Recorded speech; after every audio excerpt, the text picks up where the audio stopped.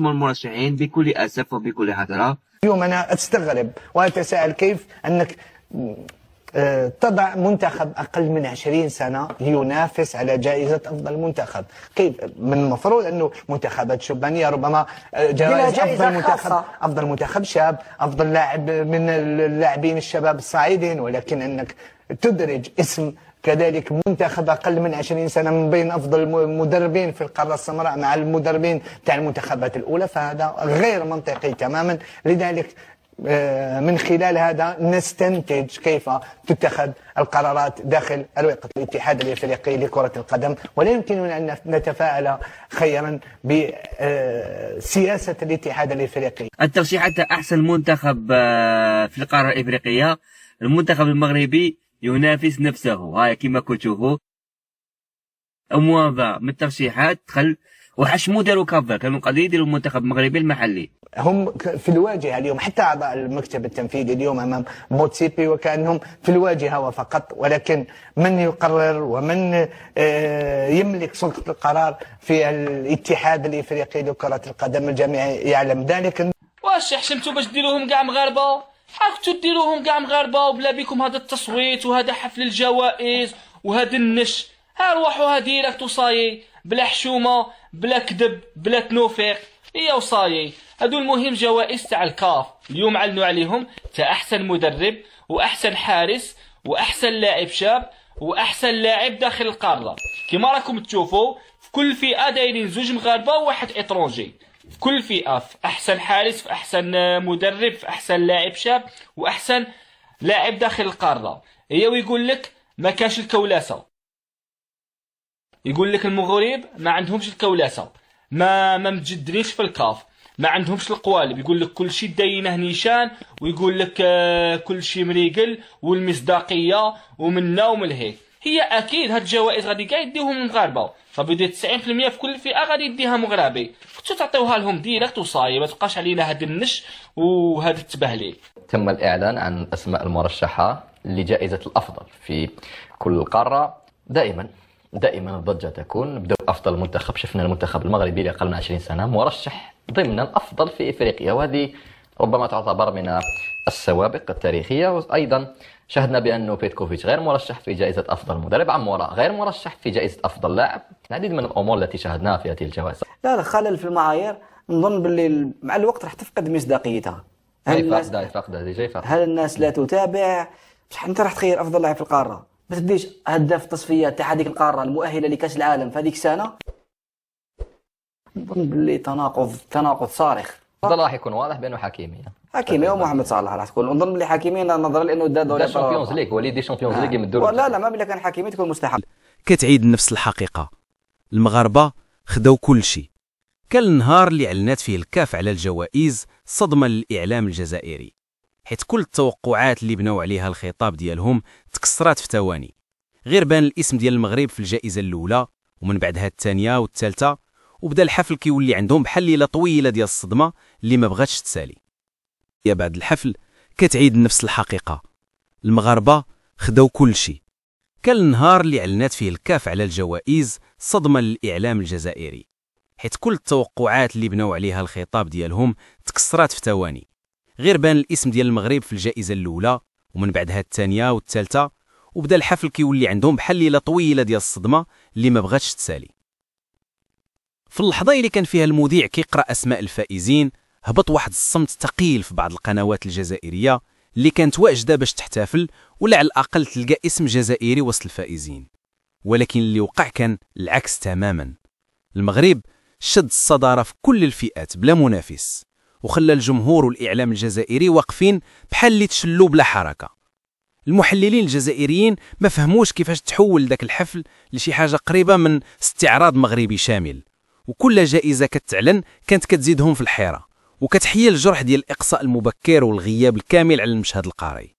الوجوه في استوديوهات تزيرات، والمحللين ولاو كيقلبوا في الوراق باش يلقاو شي تفسير معقول يخرجهم من المقارنه. ولكن الحقيقه كانت قدامهم واضحه، المغرب خدام بخطوات مدروسه وثابته، والجزائر غارقه في فوضى القرارات وغياب الرؤيه.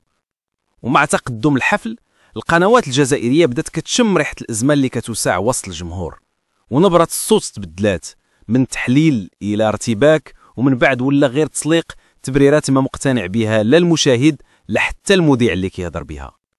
المغرب ما سرق حتى شي جائزة، المغرب خداهم بالقوة ديال الخدمة، بالقوة ديال النتائج اللي شافها العالم كامل، من المونديال حتى اللاعبين اللي متألقين في أوروبا. وهنا أي محاولة باش ينقصوا من قيمة الإنجاز ولا باش يطيروا به كانت غير مضحكة.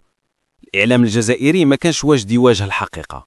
المنتخب ديالهم خرج بلا بصمة، بلا دور، بلا إنجاز، وغاب على المنصات التتويج بشكل كامل، في حين أن المغرب كان كيركب السلم درجة درجة بلا ما يطيح.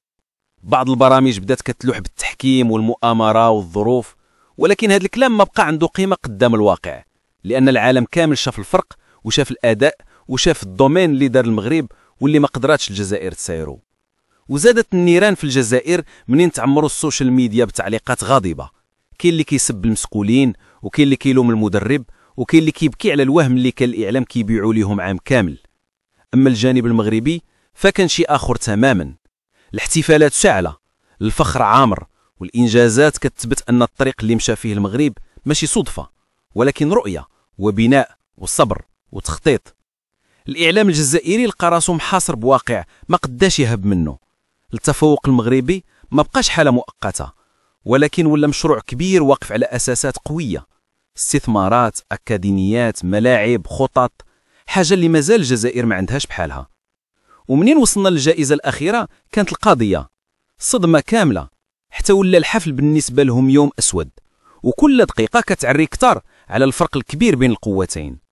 ومن بعد انتهاء البث بانت وجوه في الشاشة الجزائرية بحال اللي طفاو لهم الضوء، واعترفوا بلا ما ينطقوا أن زمن الشعارات سالة، وأن اللي كيحسم هو اللعب في الملعب، والمغرب خدا الصدارة لأنه يستغلها.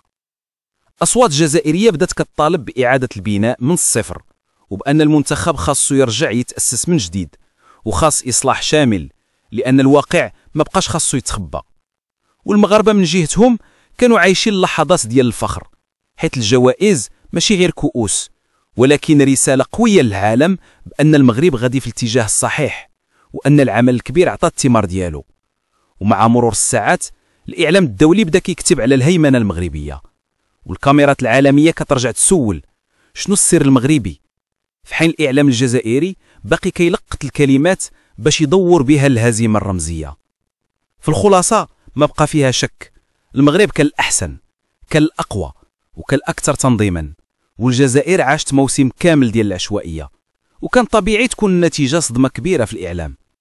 وحفل الكاف ما كان مجرد مناسبة، ولكن كان درس كبير للإعلام الجزائري اللي خاصو يفهم بأن التطبيل ما كيديرش منتخب، وأن الإنجاز كيجي بالخدمة ماشي بالهضرة، وأن المغرب اليوم حصد اللي زرع، في حين الجزائر باقي كتقلب على بداية جديدة. وبقات الجملة اللي كتدوز في كل القنوات الجزائرية بعد الحفل كتعيد نفس الحقيقة: المغاربة خداو كل شيء. كان النهار اللي اعلنات فيه الكاف على الجوائز صدمة للإعلام الجزائري، حيث كل التوقعات اللي بناو عليها الخطاب ديالهم تكسرات في ثواني.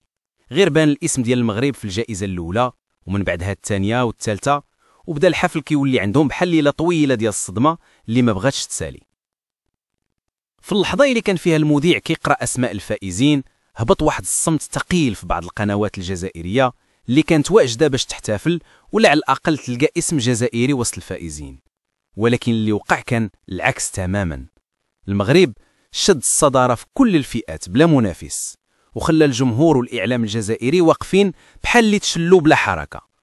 المحللين الجزائريين ما فهموش كيفاش تحول ذاك الحفل لشي حاجة قريبة من استعراض مغربي شامل، وكل جائزة كتعلن كانت كتزيدهم في الحيرة، وكتحيي الجرح ديال الإقصاء المبكر والغياب الكامل على المشهد القاري. الوجوه في استوديوهات تزيرات، والمحللين ولاو كيقلبوا في الوراق باش يلقاو شي تفسير معقول يخرجهم من المقارنة. ولكن الحقيقة كانت قدامهم واضحة: المغرب خدام بخطوات مدروسة وثابتة، والجزائر غارقة في فوضى